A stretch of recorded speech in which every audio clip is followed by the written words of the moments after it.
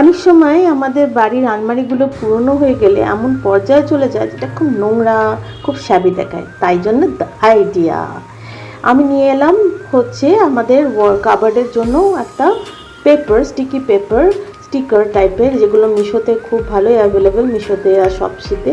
আমি লিঙ্ক দিয়ে দেবো যদি কমেন্ট করে চান। তো এই যে আমি যখন রিসিভ করেছি জিনিসটা কিন্তু এরকম রোল করা অবস্থায় ছিল, খুব সুন্দর প্যাকেজিং করা ছিল। প্রথমে একটা চার্ট পেপার, তারপর একটা সেলোফিন, এরম করে যখন আমি সিনারিটা খুললাম ঠিক যেরম আমি দেখেছিলাম সেরমই পেয়েছি।